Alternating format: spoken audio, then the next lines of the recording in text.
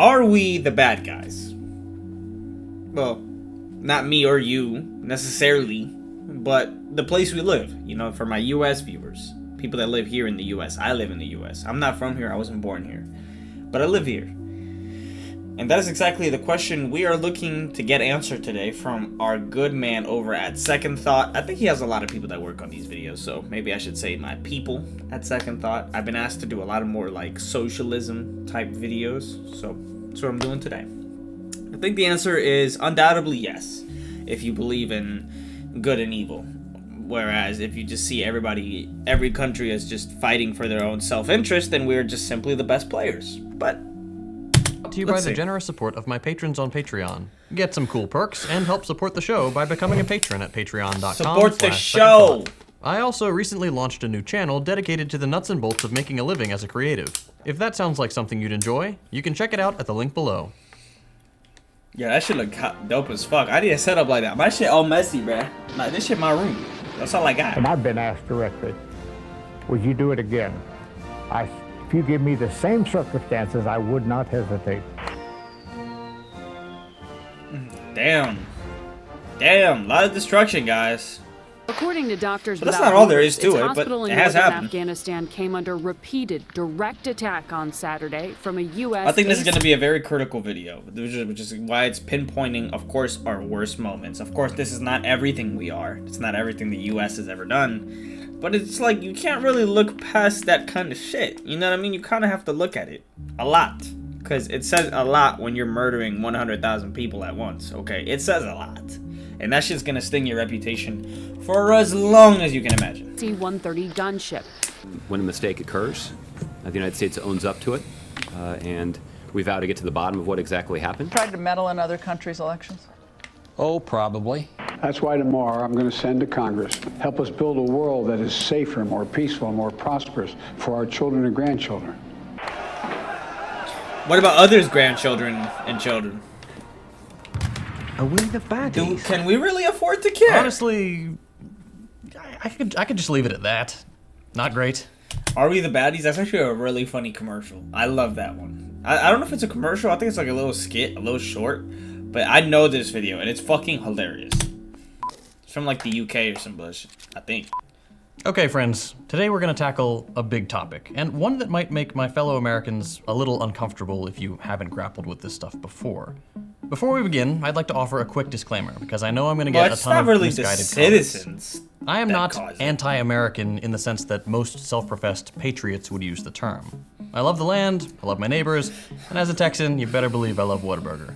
I am anti-American in the sense that I do not support the United States as a political project. A nation founded on genocide, theft, and slavery has no right to exist, and certainly has no right to act as an occupying force all over the world, dictate trade agreements, fund proxy wars and death squads, foment coups, and generally act as a barrier to self-determination and genuine freedom. When people say things like, "You're not patriotic," I find it a little disingenuous, because what could be more patriotic than recognizing your country's flaws and working to build a better society? True. Anyway, this is a massive topic. I like how what he does a lot is like really try to like change the narrative. Like his rhetoric is very, very solid.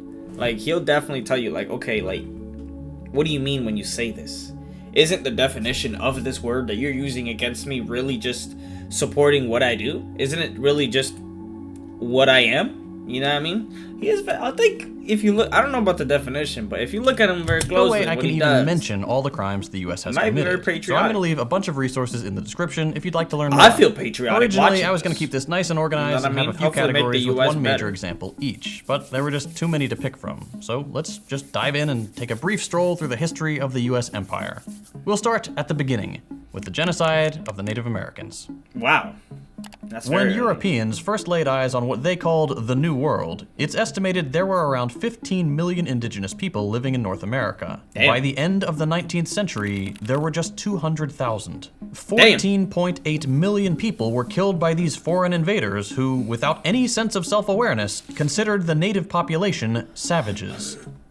Perhaps the most infamous period of the genocide is known today as the Trail. You have to, if you're gonna kill somebody, you have to dehumanize them. There's no other way to justify what you're doing if you don't dehumanize somebody. Of Tears, which lasted from 1830 to 1840. This project, initiated by President Andrew Jackson, a war criminal and slavery enthusiast, and approved by the United States Congress, had the explicit goal of removing Native Americans from the land the US was currently colonizing, and relocating them across the Mississippi. The problem was, most of these people didn't want to leave their homes. So, naturally, the US butchered as many as it took until the native population complied. The actual relocation process— Bro, this kind of looks like something else that's currently happening right now. But I'm gonna keep my mouth shut. —was incredibly dangerous, and thousands of people died of disease, starvation, or exposure to the elements. Of course, that was of no consequence to the US government. They had achieved their goal: vast new swaths of land to colonize and turn into farmland to be worked by an army of slaves. This is just one short 10-year period in the history of the genocide of Native Americans, but it's indicative of the cruelty and calculated inhumanity that underpins the American project. Find land or resources you want, kill the locals, and maximize profits by making use of slave labor. I've left a number of books on this genocide in the description, and I highly recommend my American viewers take a look. What we're taught in school does not reflect the magnitude of the crimes our country committed. Early Americans participated— Bro, you ever seen that in TikToks of like the secret that of this guy that always like tries to expose all the secret operations that they don't really teach you about? And it's all like really gory, gruesome, like inhumane, unbelievable shit. Project fucking Sharknado, Project Red Torque, something like just weird, like, you know, not obstructive, but like obscure names to operations where they just like the US did some fuck shit, like completely, like just evil shit. In the eradication of the bison specifically There's to so many starve the indigenous operations peoples. where the US They did attacked something. villages and butchered men, women, and children to universal praise. They did everything they could to make the native people who were just trying to exist seem like evil monsters bent on destroying the American project. There's a reason Hitler had such admiration for this period in American history, but we'll get to that later. For now, let's move on to some good old-fashioned war crimes. The United Hitler States is supported an what we did, exceptionally huh? warlike nation. In the 247 years since its inception, the US has been at war for all but 17 of them. The country sees itself as the world police, the shining city on a hill that has the moral responsibility to— That's fucking true? When have we been at war? What? Can't be true. We haven't been at war for 17 years? Out of 247? Force our conception of society on everyone else. This country talks a big game about the importance of freedom can't be and the true. right to self-determination. How is that But the true? United States has never once embodied those values. One early example is the Philippine-American War. At the end of the Spanish-American War, the United States annexed the Philippines. The island nation didn't want that, and declared independence. The United States, a country halfway around the world, said too bad. By the US State Department's own admission, the resulting war killed some 20,000 Filipino combatants and over 200,000 civilians, with some estimates going as high as 1 million people. The US military was brutal, engaging in scorched earth tactics and forcing tens of thousands into concentration camps where thousands of civilians died in unspeakable conditions. Once again, all this because the US saw something it wanted and chose not to recognize the rights and desires of the people who lived there. Let's fast forward a little bit. Less than 50 years after the massacre in the Philippines, another island nation was ready to surrender to the Allied powers. At the very end of World War II, Japan was thoroughly beaten. But even though the Allies were just beginning to celebrate victory, the United States had already set its sights on a new geopolitical and economic rival. The Soviet Union had grown from a pre-industrial backwater to the second most powerful nation on Earth in less than 50 years, and the US didn't want them to get any ideas. So on the 6th and 9th of August 1945, the United States dropped nuclear bombs on the Japanese cities of Hiroshima and Nagasaki, vaporizing over 200,000 civilians. Well, I mean, I'm not justifying what they did, but did he mention that they did beat up Pearl Harbor? Like, they did bomb us and they were like trying to do all this shit, and then we were like, no, you're not. You better stop. I think that's what happened, no? I mean, that's at least what I was taught. I don't know. I guess maybe for his to make a point right here, he's maybe not mentioning that. But I'm pretty sure that's what happened, no? I mean, we didn't just do it so that they wouldn't, like, fall into communism. I'm sure that may have been another reason why we did it, right? Like, but wasn't the justification that they came up with for it was that they bombed Pearl Harbor? What about that? There are those who attempt to justify the bombing, saying that it saved countless lives by ending the war. But this is misguided at best and an outright lie at worst. Japan was ready to surrender. This is an established fact. But perhaps more damning than that is the fact that Hiroshima and Nagasaki were chosen not because they were military targets, but because they were population centers. And what better way to scare a geopolitical rival than to say, we're willing to kill this many civilians in an instant to get what we want? The United States remains the only nation on Earth to have used nuclear weapons against other human beings. Yup. And we did it twice. Yup. On civilians. On purpose. Yup. Continuing along the bloody path of US history, we get to the Cold War, a period of about 50 years where the US, desperate to maintain its newfound post-war dominance, really ramped up their imperialist tendencies. According to a report by the New York Times, the United States launched at least 81 overt or covert interventions between 1946 and 2000. Latin America was of particular interest, and saw regime change projects in Nicaragua, Honduras, Panama, Mexico, and the Dominican Contras. Republic.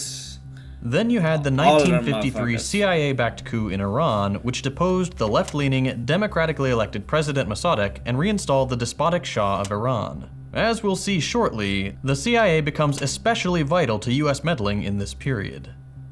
Another one of their pet projects was trying to assassinate Fidel Castro, the revolutionary leader of Cuba. They made at least 668 attempts to eliminate the beloved leader. Bro, how do you fail 667? Wait, did they succeed? Or did he die of old age? How do you fail that many times? How? How is that an actual number? There's no way that's true.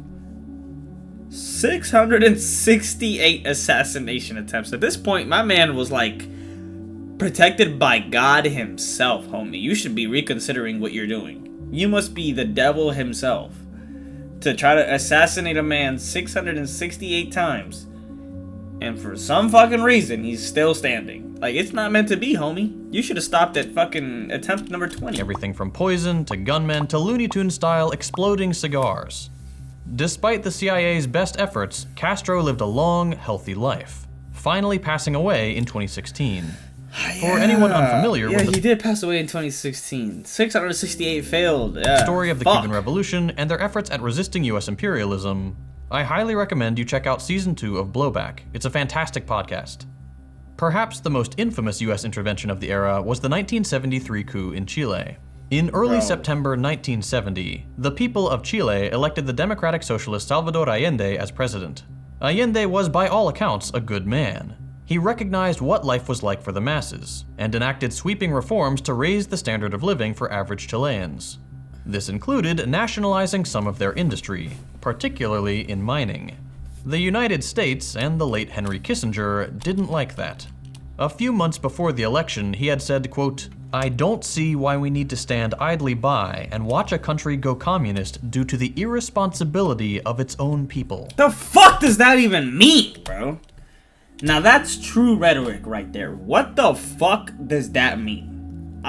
Stand by idly by and watch a country go communist due to the irresponsibility? What is their responsibility?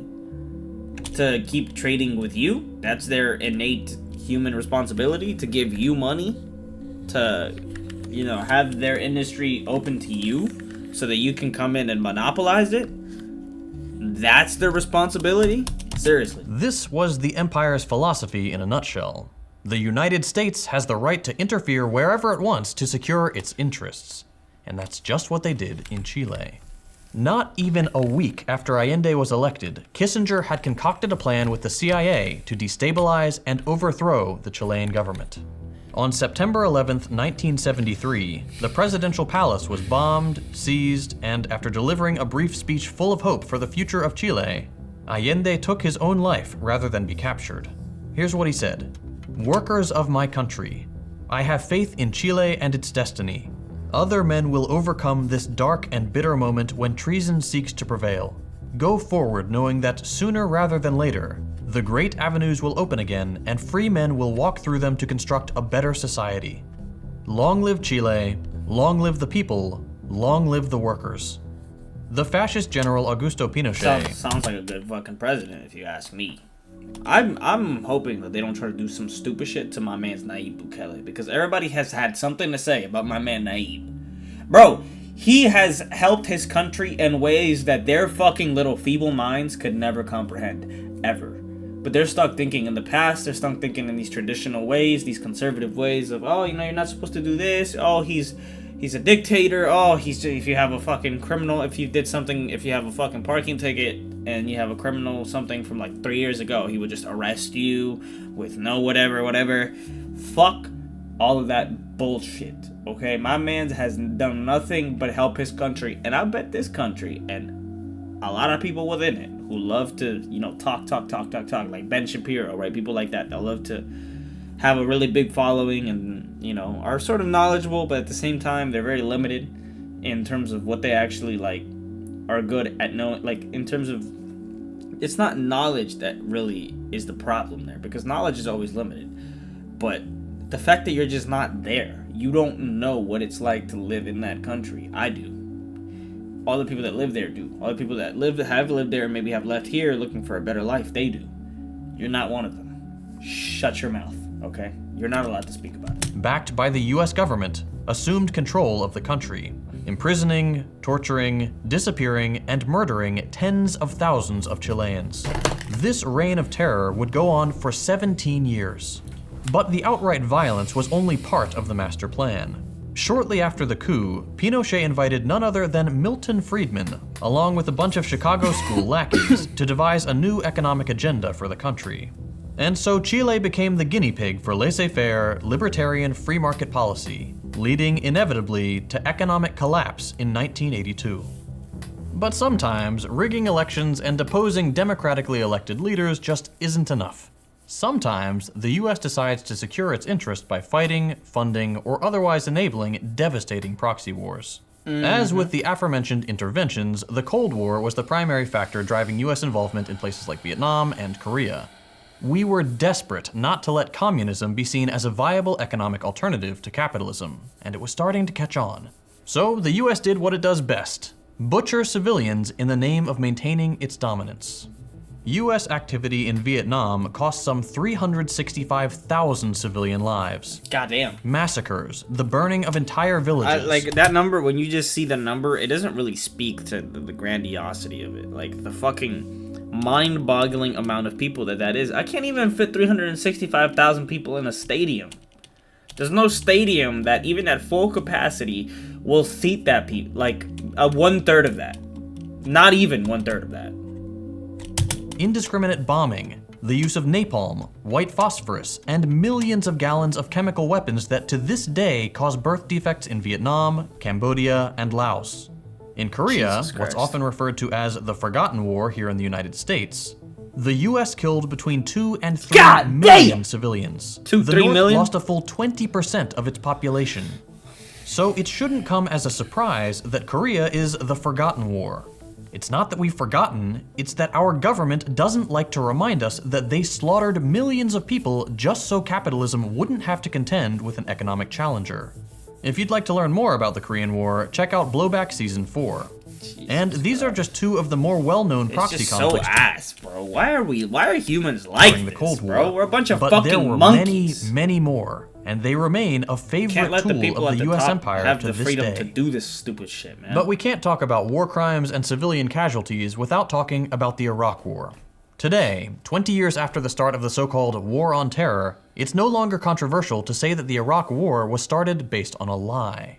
This is a well-established fact. Anyone who tries to say otherwise is either in complete denial or is acting in bad faith. For the younger viewers in the audience, the United States made a big show of saying they had proof Iraq possessed weapons of mass destruction. They did not. And so, based on false testimonies that served the interests of empire, the United States invaded Iraq and occupied it for years. what was once a vibrant, thriving nation was obliterated in what were called shock and awe campaigns. The US military targeted communications, electricity, vital infrastructure such as roads, bridges, and water treatment facilities. Anything they could do to inflict maximum suffering. Over the course of the war, the US killed at least 1 million Iraqis. But beyond the evil of starting the war under— Jesus Christ, bro. Jesus. And I read this and I look at pictures of, was this the guy that fucking like was the president during the time? Then he looks like Satan. Like, I'm not gonna lie to you. Even all the people behind him, they may be white men. She's dark skinned. They all look like Satan and demons to me when you like think about it in that way. Pretenses was the even more unspeakable evil Fucking of Bush. Abu Ghraib.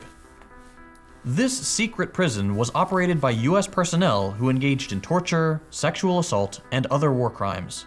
I can't even show the unblurred images here, but I'm sure you recognize some of them just from the silhouette. That's how infamous this prison was. As with everything else in this video, there are links in the description to learn more. And of course, Blowback has a season on the Iraq War as well.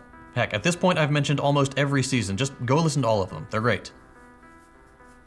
Before this video gets too long, it's important we also address one of the crimes the US is currently committing. Over the last few months, the Israeli occupation has drastically ramped up its genocide of the Palestinian people, using a surprise attack by the Palestinian resistance as justification. To be clear, this violence did not start on October 7th. The Palestinian people have been subjected to brutal colonial cruelty for the past 75 years. It's not a complex issue. If you don't feel confident enough to take a position yet, that's perfectly fine. I would just ask that you educate yourself on the subject, because this is one of those issues where people decades from now will look back and say, how did decent people watch this happen and do nothing?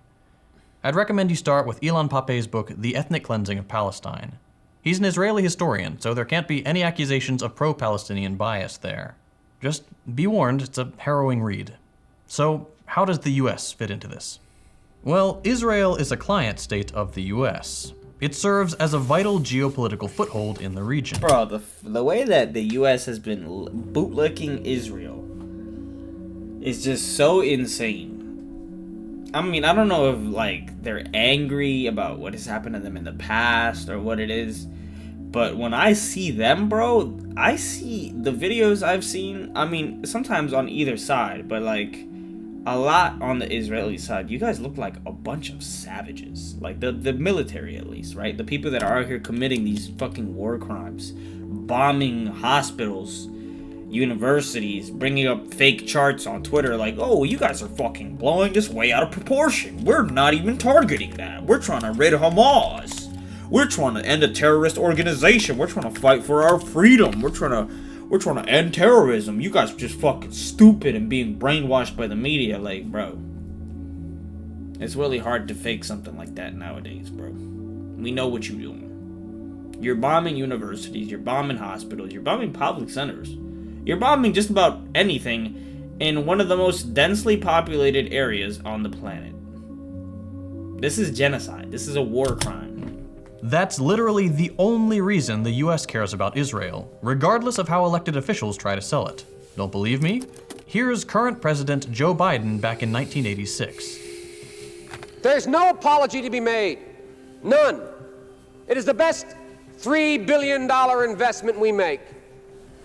Were there not an Israel, the United States of America would have to invent an Israel to protect her interest in the region. The United States would have to go out and invent an Israel. The US provides Israel with funding, weapons, ammunition, equipment for their missile defense system, and most importantly, unconditional support for their genocidal project. Elected officials are very nearly unanimous in their defense of the apartheid regime, including one-time progressive champion Bernie Sanders. Failure to back Israel-Gaza ceasefire upsets US followers. US media uncritically repeats Israeli propaganda 24/7, despite all of it being debunked, including by intergovernmental bodies like the UN and humanitarian groups like Doctors Without Borders. Just a few weeks ago, the UN voted on a resolution to demand an immediate ceasefire. Of the 193 member states, only 10 voted against the resolution. Among them, the United States. Many people, myself included, believe that this unconscionable backing of the most explicit genocide in modern history will be the nail in the coffin of US legitimacy abroad.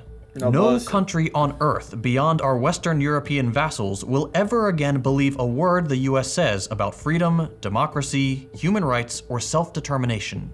The only difference between— Bro, I've seen people bulldozed. I've seen a child being crushed between two pillars of her house that came down on her and crushed her body. I've seen people beheaded, shot 10 times on the floor. I've seen all people bombed to bits. People crying after seeing their dad in the fire and being like, hey, like I've gone on Twitter, seen the comments.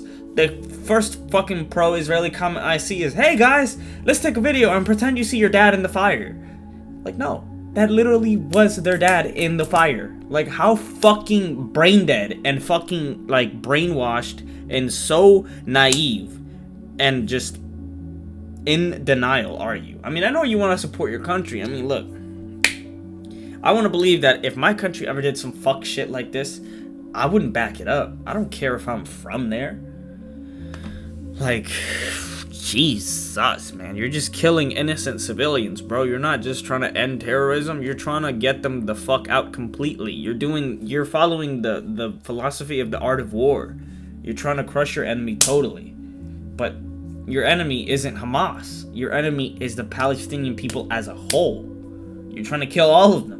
You're trying to displace them. You're doing what the US, and I know things aren't the same. They're going to be like, oh, but you don't know the history. You don't know what's been happening, blah, blah, blah, blah.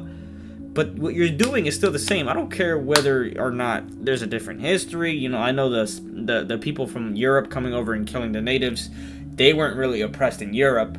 They weren't being oppressed by anyone. They just came here looking for new land, and they were like, hey, we're going to take your resources. I know Israel has more of a history, and I know that they have had bad things happen to them as well. But you're still committing genocide.